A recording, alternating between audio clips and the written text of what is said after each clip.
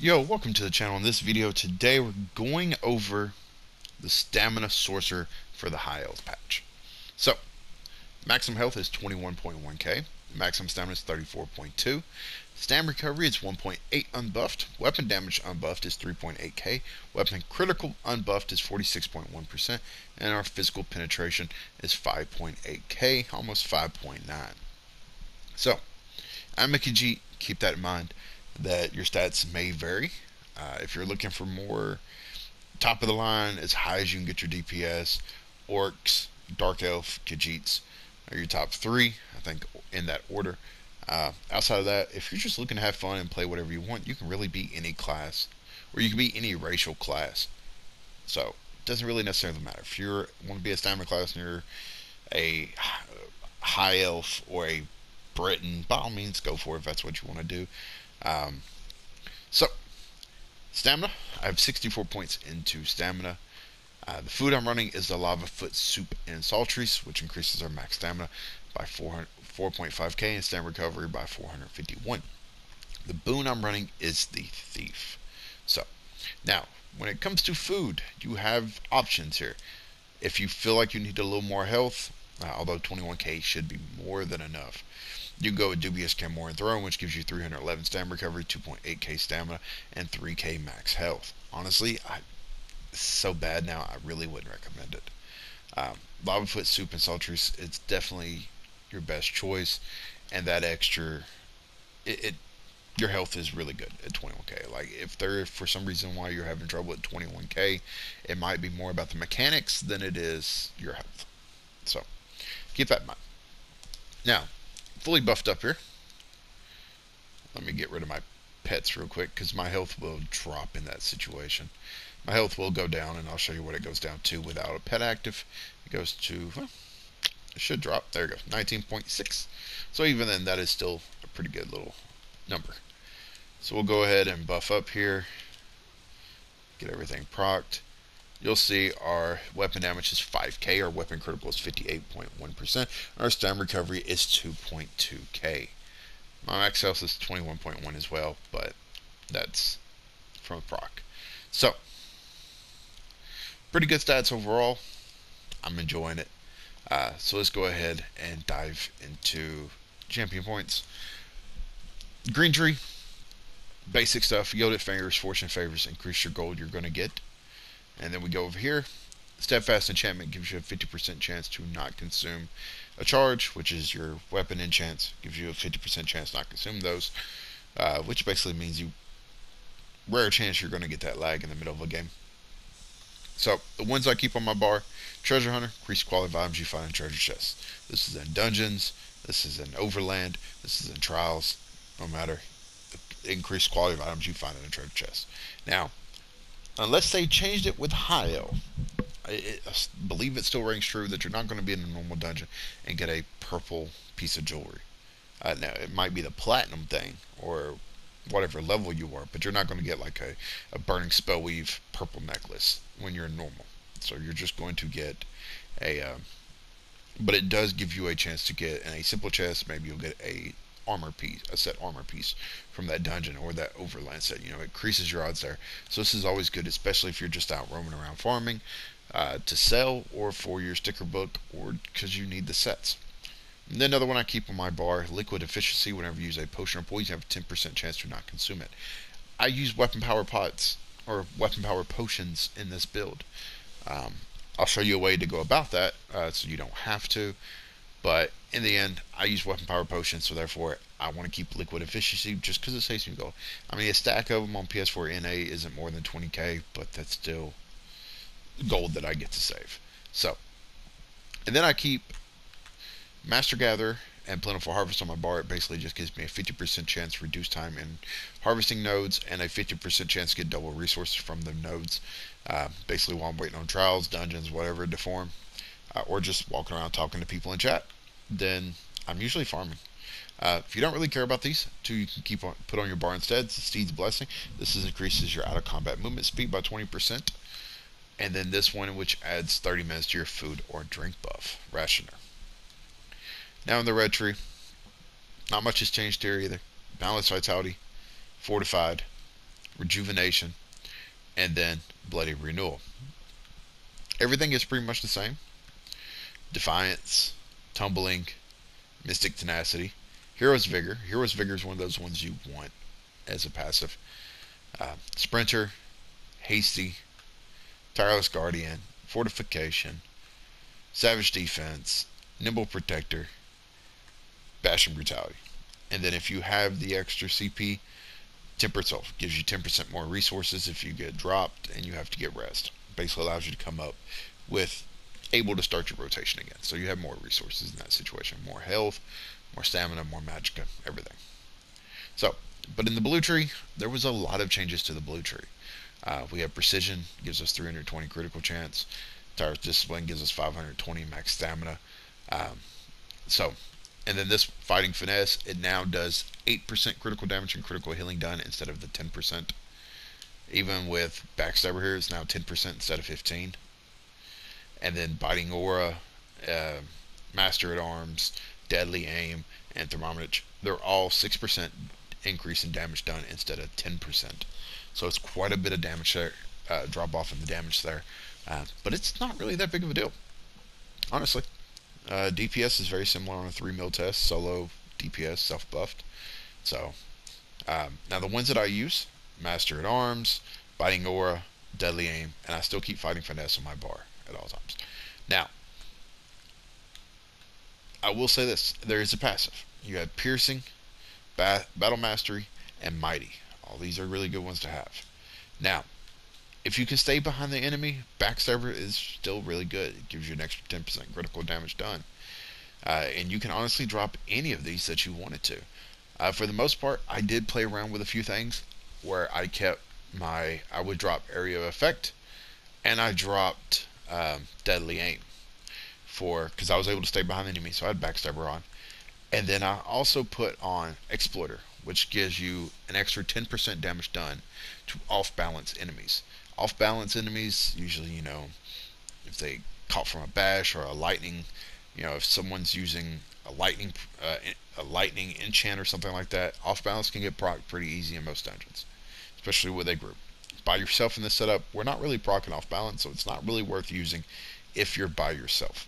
But if you're in a group with a bunch of people, good chance off-balance will get procced. So, I actually had kind of fun with it. It was mixed results. Some groups I felt like I was doing more in it.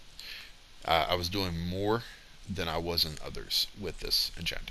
But it was nice to play around with, and it was pretty fun. If you're wanting something to just kind of increase your stats overall, Untamed Aggression gives you an extra 150, which isn't a horrible thing. And then you also have Wrathful Strikes here, which increase your weapon and style damage by 205 to your damaging abilities per stage. This won't show up on your stat sheets. This will. So, but for the most part, I still find myself keeping with Master at Arms, Biting Aura, Deadly Aim, and Fighting Finesse. It just depends on what you're doing and depends on what you want to change. But you can honestly play around with any of these and not do bad with them. So, but I do recommend not having this one on unless you're in a group where off balance is being procced a lot. Like maybe you're rolling with a group of friends and someone has a lightning enchant, or someone is using a lightning staff or something like that, so off balance will get procced. So, now, sets. First set, Maelstrom Greatsword on the back bar.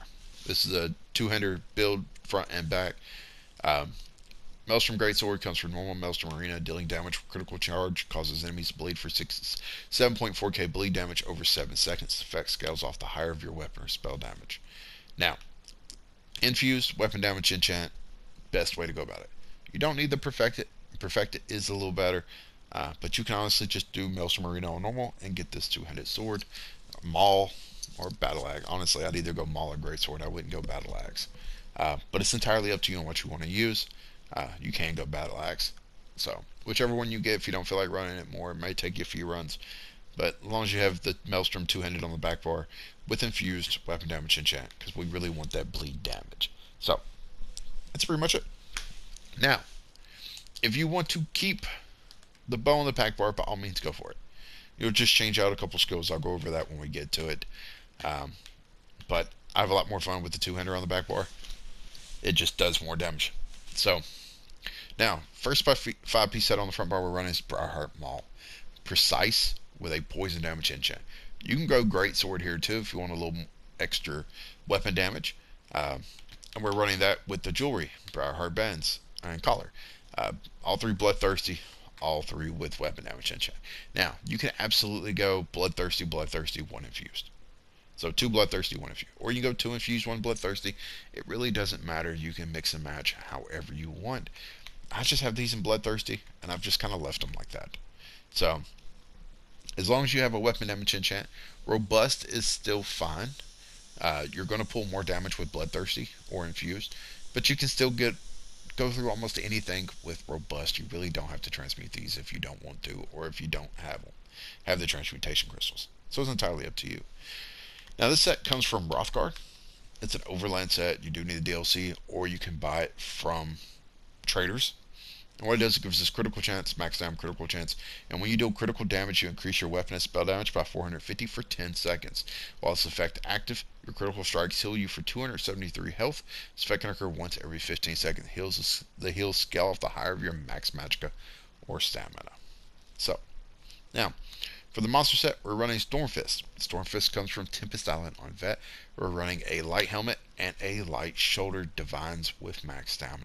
What this does, it gives us stam recovery, and when you deal damage, you have a 10% chance to create a Thunder Fist to crush the enemy, dealing 1.1k shock damage every 1 second for 3 seconds to all enemies within 4 meters, and a final 14.6k physical damage when the fist closes. This effect can occur once every 8 seconds, scales off the higher of your weapon or spell damage. Now, Tempest Island can be kind of a pain on Vet, because it just kind of is. I don't know why. Either you get in a group where people are just dying constantly at the final boss, or you get in a group where you just blow through it. It's like a shot in the dark.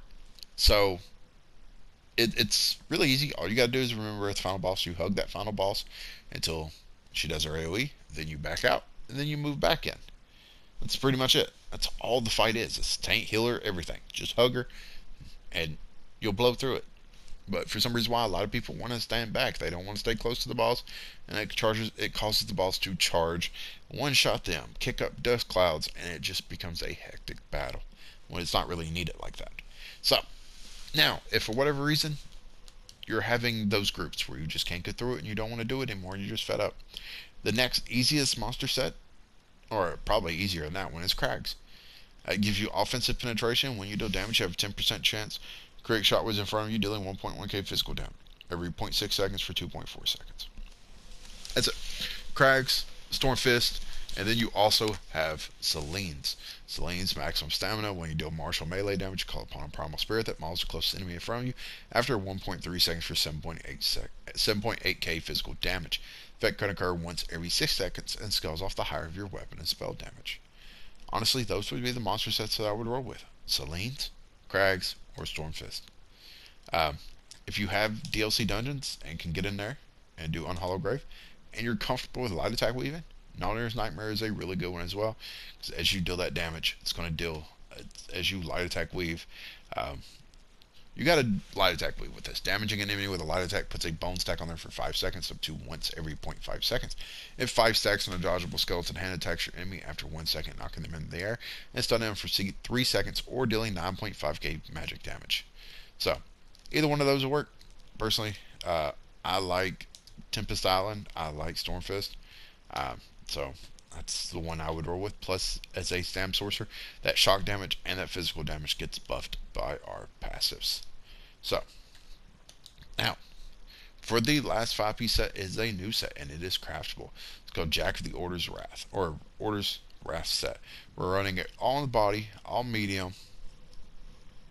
That's all divines, all max stamina. This is a 3-trait crafted set from Hio. Let me see. It is located right in here. You'll see it right up in here somewhere. I want to say it's like about right here. It's a 3 crafted set. That's all. It's not that hard to craft. It doesn't take much, and if you can't craft it, you probably have a guildmate that can. I would just ask. And what it is. Now you will have to get enchantments as well, because this is a crafted set. So you can find those on guild traders, or you might have some guildies that can craft them for you with kudas or rikudas. It's up to you on what you want to use. But you'll get more out of the kudas when it comes to max stamina. What this set does gives us critical chance, weapon and spell damage, critical chance, and increase your critical damage and critical healing by 8%. This is an amazing set. Honestly, can be run on any character, no matter what you're doing. This whole entire setup here is very easy to get.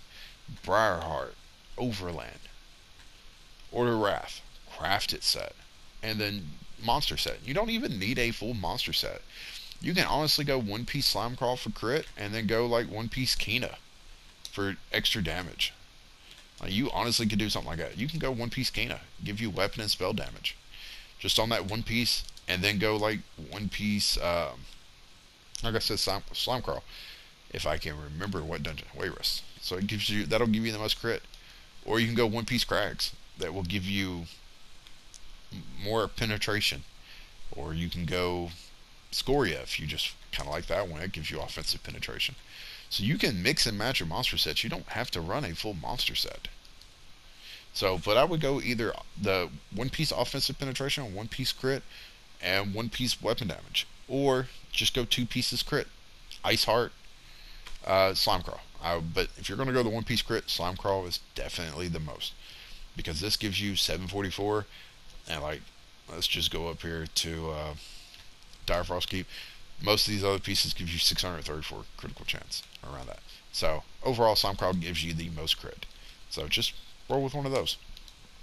So you really don't need to have a full monster set, because I understand getting full sets can kind of be a pain, because you got to do the vet dungeon, and then you got to get the keys. So that can kind of be annoyance, but you really don't need a full monster set. So you can mix and match as long as it's penetration, crit, weapon damage. Like, or you can go max stamina too if you wanted to, but those are your top three. Like, max stamina would be 4th on my list of things that I would run the one piece on. But this whole setup is very easy to get. Very, very easy, and it hits hard.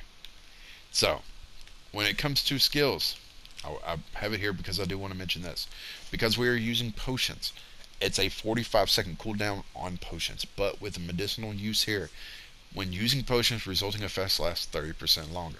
So if we didn't have that, our potions here, our spell power, our weapon power pods, or essence of weapon power, or these Gold Coast Warrior elixirs, they do the same thing. Instead of lasting for 47.6 seconds, they would only last for like 30, I think it's like 33 and 35 seconds, depending on which one you use. I think the elixirs are like 35 seconds, and the weapon power pots are like 33 seconds. So there's a 45-second cooldown of potions. So that means for 12 seconds you wouldn't have these buffs. So with that, you get the 47.6 seconds, so you will always have major brutality, major savagery, major endurance, no matter what. So as you keep your potions running on cooldown, as you're doing these vet dungeons and stuff like that, it's more serious stuff, you will always have them up. So there won't be no cooldown. They won't have a 12-second downtime. You'll actually have a 2.6 second over. So give you time to finish the ability and pop another one to keep everything running. So I just want to point that out. So now, that being said, our spammable is Wrecking Blow. Slam an enemy with an upward swing, dealing 10.8k physical damage. Grants you empower for 3 seconds, increasing the damage of your light and heavy attacks by 40%. Now, this is a spammable that you can swap out for crystal weapons. Some people don't like Wrecking Blow. They think it lasts, like the wind up just gets them, it throws them off. And that's cool. Just go with crystal weapon. Because as you can see here, with the wind up from Wrecking Blow, it's kind of what it looks like. There's a wind up. There's Stormfist. So some people don't like that, and if you don't like that, switch to crystal weapons. It's the next best thing, and it's in your kit. It's the morph of crystal shards, which turns into crystal frags.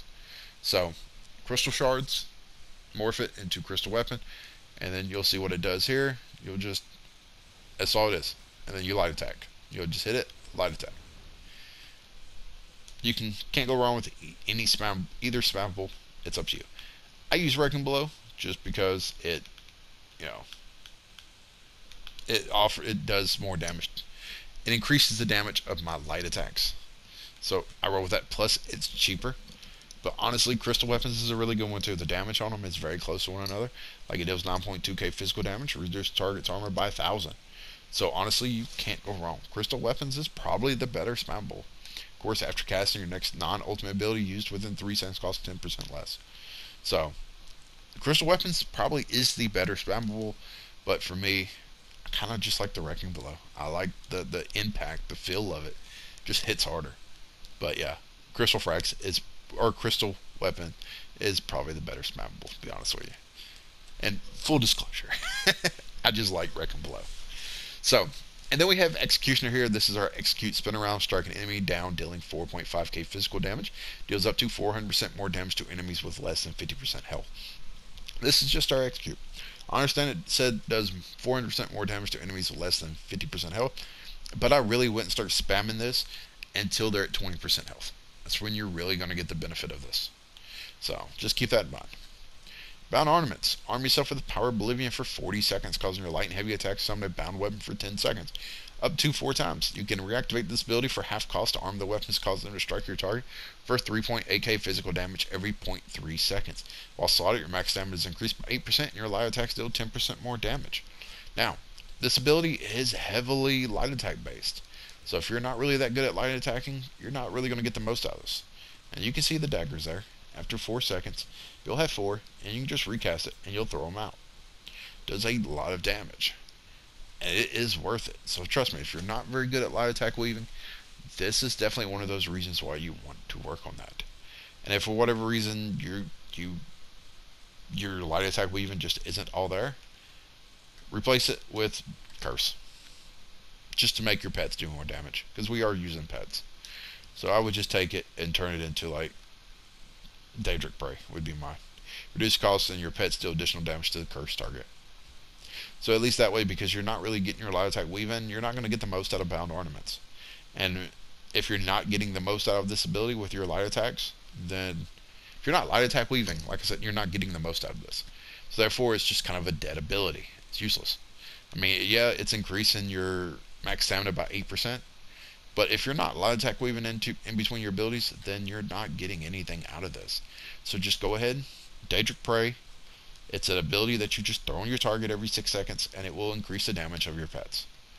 But definitely, I would recommend definitely work on light attack weaving, because this ability is so good. So, and then we have Summon Unstable Clanfear. Command the powers of Oblivion to send a Daedric Clanfear to fight at your side. The Clanfear headbutts deal 1.4k physical damage, while its tail spike hits nearby enemies for 1.4k physical damage after 1 second. Once summoned, you can activate the Clanfear's special ability for 4.2k magicka, healing you for 6.7k, and the Clanfear for 33.83%, or 3.3k. The Clanfear remains until killed or unsummoned. So, and then we have the Summon Twilight Tormentor. Call an Azure to send a Twilight Tormentor to fight at your side. The Twilight Tormentor Zap deals 2.7k shock damage, and its kick deals 2.7k shock damage. When summoned, you can activate Twilight Tormentor's special ability for 2.7k magicka, causing it to deal 53% more damage to enemies above 50% health for 15 seconds. It remains until it's killed or unsummoned. So, we have to double bar both of these. So, if we don't, they fall off. Flawless Dawnbreaker. Arm yourself Meridia's Sacred Sword and dispense her Retribution, dealing 11.4k physical damage to enemies in front of you and an additional 13k physical damage over 6 seconds. After activating your weapon, and spell damage is increased by 300 for 20 seconds. So this is kind of the ultimate that we'll use after our initial ultimate on our back bar. So then we have Critical Rush. Launch across the earth and smash an enemy, dealing 5.5k physical damage. Deals up to 50% more damage based on the distance traveled. This attack is always a critical strike. Now, I don't know. This was fully morphed out. Same thing with Carve. But when I loaded in, for some reason why, they were just back to rank 1. I have no idea what's going on with that. Like, it's so weird. Like 0 XP is in them. So I have no idea what's going on with that. But yeah, Critical Rush here is what we're using with our Maelstrom Greatsword. You know, it's always a critical strike, so it's always going to get that little extra boost in damage. As you can see, it will always crit, plus it'll be that little extra. So always a crit, which is just nice. And as we're buffed up, that, you know, 8.k, 9.3, 9.3, 9.3, it will get higher as you use it. Like I've seen it hit for like 10.7 just by myself. So Carve. Focus your strength into a mighty swing, dealing 6.6k bleed damage to enemies in front of you and causing them to bleed for an additional 12.6k bleed damage over 12 seconds. Hitting a target that is already bleeding from this ability extends the duration by 10 seconds up to a maximum of 30. You also gain a damage shield that absorbs 5.8k damage for 6 seconds. So, this lasts for, the little bleed on it is like 7 seconds. So as you can see it up there, it's 7 seconds. So as long as you hit this and follow it up with Carve, you will always get that extra time. So it will almost never drop. I like to keep it up. I don't like Carve run out. So that way during the execute phase or when it's time for me to start executing, I will always have that Carve bleed, those 3 Carve bleeds just going for me. So when most of everything else has fallen off, Carve will still be ticking. Barb Trap. Set a sharpened blade trap at your location, which takes 1.5 seconds to arm and lasts for 15 seconds. When triggered, the trap deals 4.4k bleed damage and an additional 15.1k bleed damage over 18 seconds. Grants you minor force, increasing your critical damage by 10% for the duration. Enemies who activate this trap are immobilized for 2 seconds. Then, of course, we have our pets. And then Greater Storm Atro. Summon an Immobile Storm Atro at the target location. Its rival deals 8.8k shock damage and stuns enemies for 3 seconds. The astronaut zaps the closest enemy, dealing 4.1k shock damage every 1 second. An ally near the astronaut can activate this charged lightning synergy, granting the ally and the astronaut major berserk, increasing damage done by 10% for 8 seconds. This is the ultimate we're going to start the fight with. Almost every boss fight, this is the one we're going to drop first. After that, we'll start using Dawnbreaker. So, now, if you don't want to use weapon power pots, like you just don't, you have options. You can either, I would get rid of the Clan Fear, because, you know, this does a little more damage. You know, 1.4k, 2.8, so it's just whichever one you want. But this one also provides a heal to you and the Clan Fear, where this one just deals extra damage. So it's up to you. But either one, you replace whichever one you want. On your back bar, I would place Critical Surge. It's going to give you major brutality, increasing your weapon damage by 20% for 33 seconds, while active down critical damage heals you for 3.3k health. Effect can occur once every second. So like if you just want to, we'll just say you're going to get rid of the Twilight. So we're going to throw it on the back bar where the Twilight is, and then on our front bar, we're going to throw Camouflage Thunder.